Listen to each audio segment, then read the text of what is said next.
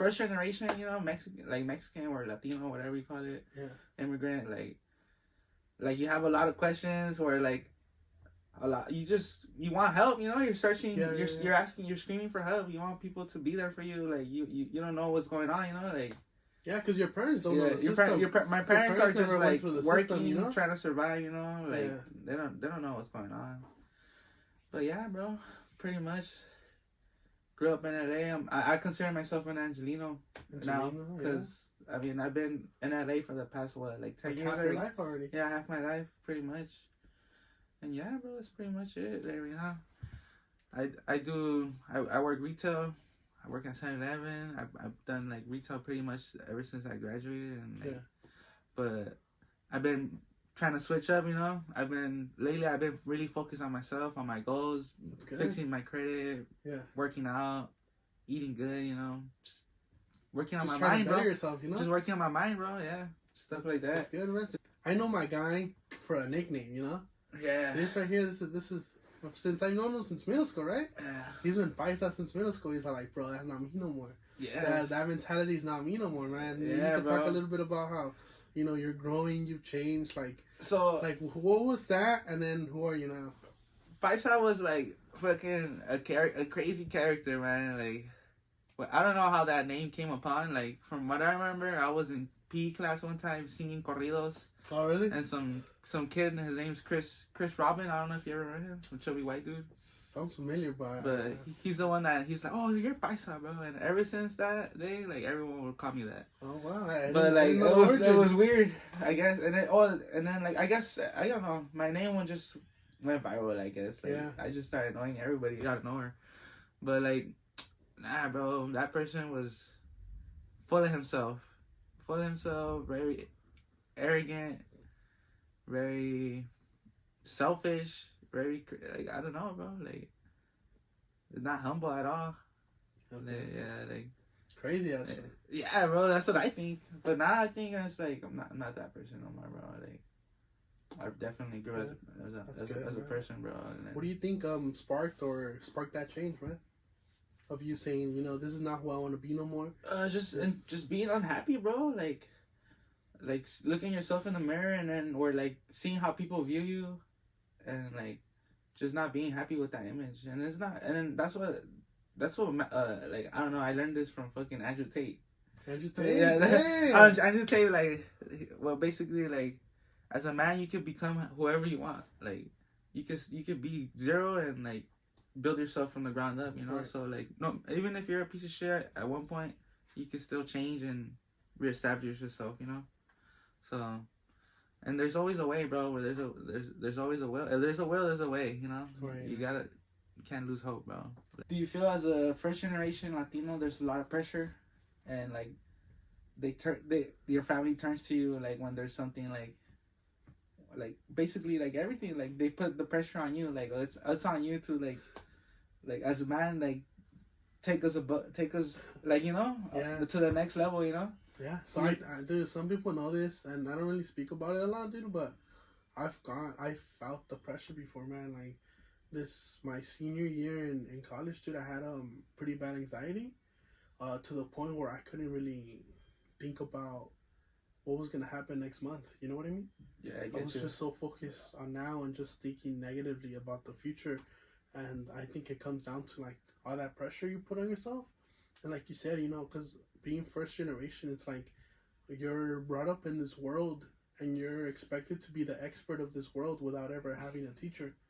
You know, you're like, my parents were great parents, and I'm pretty sure your parents were great parents too, but it's just it's not the same world, you know, from the country they come from to this country. It's just things work so differently that you're not able to be guided, you know, in the beginning, and then you're expected to be like I mentioned, you know, the expert, and I think that's where like a lot of, you know, pressure comes from.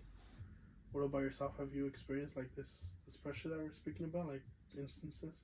Well, yeah, like it's like it starts with the little things, you know, like when you're a kid, like, oh, me puedes leer este papel. ¿Qué dice aquí? ¿Qué dice aquí? And you're like, what? Like, I don't know about taxes. Like, what do you want? What do you want me to say? Like, I have no idea. I don't even know what to tax. Yeah, bro. like it starts with like stuff like that. Like and as you grow older, you realize like, damn, like like my dad really is trying to like depend on me, you know, like he really depends on me. He really depends on me, and like it just haunts you because like you want to be doing your own thing, but then at the same time you can't really like move on because you got all this pressure on you because you know you can't really just focus on like, yourself. bettering yourself. Yeah, yeah, you can't. Really, Then you feel guilty. You feel not guilty. like helping them out. You feel guilty Yeah. not doing what you can for them, but you know I think that's just part of life, like especially like for us, because I don't know, man, like it's crazy to think that like our parents came over here and a lot of them didn't have no goals where like they just came over here, you know, like I don't know, at least my dad, you know, he just came over here, had my brother first and then had me, and like yeah, you're gonna work, you're gonna grind, but then what, you know, like because like where our parents come from, you know, they came from not knowing what they were gonna eat tomorrow, yeah, and now having like clothes on their backs, to now having food, water, shelter, all this stuff. From like for them, it's a big difference. It's a big difference, yeah. So I feel like that's also like part of the reason. Yeah, a lot of shit's excuse my language. A lot of stuff is like, what's the word? Being like comfortable, you know, like. I don't want to be comfortable. Like exactly. I'm tired of being comfortable. I'm tired of like settling with what I have. Like I need more, you know. Like always want more, bro. So that's always what I tell people. That's why I tell my dad, but I don't know. He's in a different world. I feel like I don't know if you know this, but my mom passed away when I was like 7 years old. Oh wow! Dude, so growing up, that was one of the many adversities I faced. Where like the adversities, that's the word, right? Yeah, adversities I faced like with myself, where like. It just sucks, you know, like not having a parent, you know, like, but like, I feel like it helped me grow as a person. Like obviously, you know, it made me to a person who I am today. But if she was here, it would have been different, you know, like very different, you know. But I feel like it affected like my whole family as a whole, you know, and not just me, like, but. You also have an older brother, right? Yeah. Or how many? Just one sibling, bro. Just me and him. That's it. But he's on his own thing, bro. It's crazy because he's a good guy. We're total opposites, bro. Really? Yeah, like he's a good guy, and I'm like, you know me, bro. Like I'm not saying I'm bad, you know, I'm a badass and shit. No. But you're like, but like I've done some fucked up shit, you know. Yeah. And honestly, like, yeah, bro. Like I guess I'm more like my mom, you know. My mom was always like outgoing and like the go getter, you know, like that, you know. My brother's more been like.